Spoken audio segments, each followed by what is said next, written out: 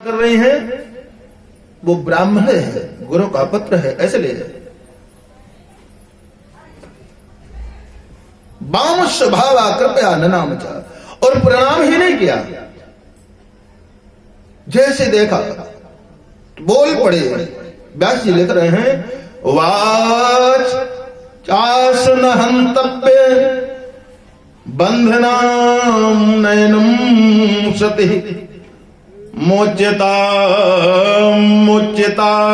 मेष ब्राह्मणो नितराम गुरु। कहा वाचास न हंतव्य बंधनाम नयनम सती, सती संबोधन द्रौपदी को। द्रौपदी ने देखा ब्राह्मण है, गुरु का पुत्र है, इसे बांधा है। कहा बांधा नहीं, बांधो नहीं से मोच्यताम में, ऐसे खोल दो, छोड़ दो, बंधन से मुक्त कर लो। और कहा इसका तो वध हो ही नहीं सकता है। अब अर्जुन ने प्रण किया है कि इसे हम मारेंगे, और द्रौपदी कहती इसे मारा नहीं जाएगा, जबकि द्रौपदी ने स्वयं जाके प्रणाम किया है। इसलिए दया की देवी है। और दूसरा, कृष्ण यदि दया के सागर है ना, द्रौपदी दया की देवी है। कैसे? संत महापुरुष समाधान देते हैं, बड़े सुंदर कहते हैं कि देखो द्रौपदी के 5 पति हैं। पांचाली कहेगी ना द्रौपदी। 5 पति कौन से हैं? धर्मराज, युधिष्ठिर, भीम, अर्जुन, नकुल और सहदेव। ये 5 पति दया द्रौपदी के हैं। द्रौपदी के 5 पति होना ही चाहिए। कौन? द्रौपदी है दया। तो दया के साथ में पहले पति कौन है? सबसे बड़े धर्म। धर्म के साथ यदि दया नहीं तो धर्म रक्षण नहीं, फिर भक्त न करता। क्यों? संत कहते हैं दया धर्म को मूल है, पाप मूल अभिमान। तुलसी दया न छाड़िए, जब लग घट में प्राण। पहला पति है धर्म जी, धर्म के साथ दया का होना चाहिए। और दूसरे पति हैं बल अर्थात भीम। बल के साथ भी दया का होना परम आवश्यक है। क्यों? बल के साथ यदि दया नहीं है तो आपने देखा बलवान व्यक्ति सोचता बाद में है, पहले प्रहार कर देता है, प्रहार कर देता है। इसलिए बल तो राजा राम में भी था, और बल राजा राम में भी है, और बल तो राजा रावण में भी था। लेकिन दया किसके अंदर? दया राजा राम में है। निर्बल के बलराम, सुनेरी मैंने निर्बल के बलराम। खैचत चीर दुशासन हारो, बसन रूप भय श्याम। सुनी रे मैंने निर्बल के बल राम। इसलिए बल के साथ भी दया है तो फिर बल रक्षण करता है। और यदि बलवान के साथ दया उसे ना आए तो क्या करता है? मार ही देता है। इसलिए रक्षण नहीं होता है। दूसरे और तीसरे पति हैं अर्जुन अर्थात आत्मा। आत्मा में भी दया का होना अति आवश्यक है। दो और नकुल सहदेव माने रूप और ज्ञान। देखो ज्ञान के साथ यदि दया नहीं है तो ज्ञानाभिमानी बना देगी, पतन हो जाएगा। रूप के साथ यदि दया नहीं है तो रूपाभिमानी बना, हमसे कोई सुंदर नहीं तो तुम्हारा तब भी पतन है। इसलिए 5 पति हैं, 5 के पत्नी दया अर्थात द्रौपदी है। और द्रौपदी ने जब कहा मुचिता मेष ब्राह्मणो नितराम, नहीं मार सकते हो, ब्राह्मण है, गुरु का पुत्र है। भगवान की ओर देखा, क्या करें, हमने तो प्रण किया मारने का। द्रौपदी कहती है मार दो, नहीं मारना है। भगवान ने कहा बड़े भैया भीम से पूछो। अच्छा भीम कैसे कह दे? भीम वो बड़े भैया धर्मराज कैसे कर दे? धर्म कभी ऐसा आदेश दे ही नहीं। धर्मराज की ओर देखा, बड़े भैया क्या आपका मत है? बड़े भैया ने कहा हमारा तो यही मत है कि देवी द्रौपदी जो कह रही है वो सत्य है, ब्राह्मण का वध नहीं होता है। बल की ओर, भीम की ओर देखा। भीम बलवान है ना, मैंने कहा ना बलवान व्यक्ति सोचता कम, पहले प्रहार करता है। भीम ने कहा ऐसे आतताई को तो मार दो, बिल्कुल मारो। लेकिन जब धर्म के रक्षण में जो रहता है तो धर्म हर जगह आपको बचाता है। धर्मराज जी बड़े हैं ना, भीम से कहा भीम शांत हो जाओ, बैठ जाओ, अनुचित नहीं। आतताई मारा जाता पर ब्राह्मण का वध नहीं। भीम जी शांत होकर बैठ गए। अर्जुन तो है, नकुल सहदेव कुछ कह नहीं सकते। अब क्या करे, भगवान की ओर देखा, प्रभु आप ही कोई उपाय बताओ। भगवान ने कहा अर्जुन इसमें इतना चिंता करने की आवश्यकता नहीं है। क्यों? देखो ब्राह्मण का वध सिर्फ देह का वध करने से वध नहीं होता है।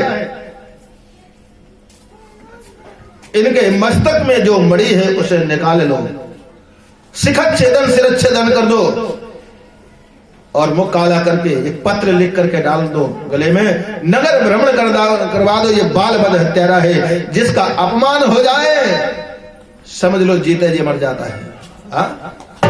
और ब्राह्मण के लिए उसके तो यही है ना, मस्तक की मणि क्या है? ये तिलक, तिलक हट गया।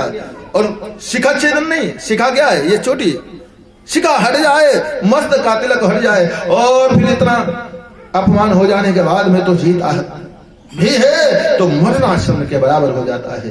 भगवान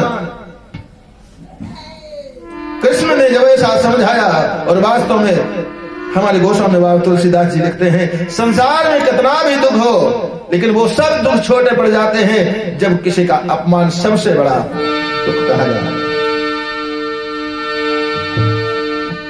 यद्यपि जग दारुण दुख नाना, यद्यपि जग दारुण दुख नाना, और सबते कठिन जाति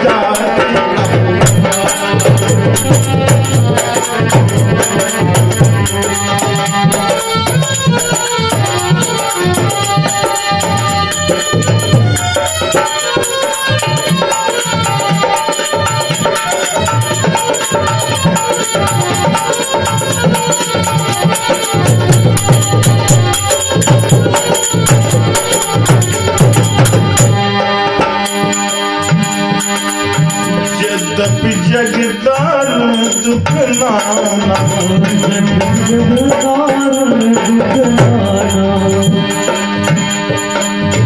यद्यपि जगदारुण दुख नाना, यद्यपि जगदारुण दुख नाना, यद्यपि जगदारुण दुख नाना, यद्यपि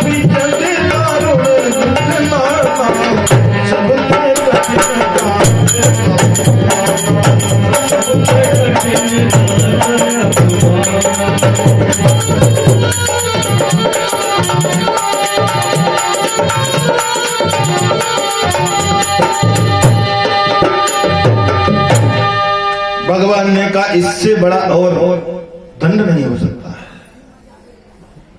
भगवान ने कहा जो प्रसारा मिला, मस्तक की मणि निकाली, शिखा छेदन करके नगर भ्रमण का करवा दिया और कह दिया बाल वध हत्यारा है, छोड़ दिया। भगवान इधर अश्वत्थामा को मुक्त किया, लेकर के पांडवों के उन पुत्रों के शवों को, कुंती सहित पांडव साथ में है, भगवान दाह संकारात के लिए जाते हैं सभी पांडवों के सहित। इधर अश्वत्थामा ने अपने अपमान का बदला लेने के लिए क्या किया है? ब्रह्मास्त्र का संधान कर दिया। किसके? अभिमन्यु की पत्नी उत्तरा जो गर्भ से है, उसमें गर्भ को नष्ट करने के लिए ब्रह्मास्त्र का संधान कर दिया। उत्तरा का गर्भ जलने लगा। उत्तरा ने भगवान कृष्ण को याद किया। क्यों? अर्जुन को याद नहीं किया, कुंती को नहीं, द्रौपदी को नहीं याद किया। क्यों नहीं याद किया? द्रौपदी ने समझाया है जब भी कोई विपत्ति आपत्ति आए तो और किसी को याद मत करना, भगवान श्याम सुंदर को याद करना, क्योंकि हमारे ऊपर जब जब विपत्ति कोई आए है ना तब तब हमने संसारियों का इन सब का सहारा लेके देख लिया, कोई नहीं सामने आया है, सिर्फ और सिर्फ मधुसूदन श्याम सुंदर ने ही हमें सहारा दिया है। इसलिए आज उत्तरा ने भगवान को याद किया। पाहि पाहि महायोगिम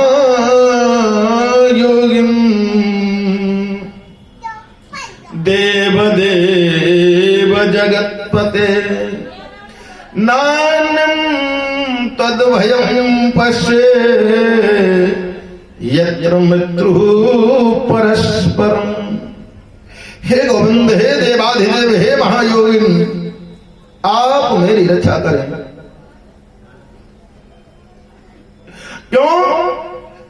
आपके सिवा मुझे अभय देने वाला और कोई नहीं दिखाई देता है।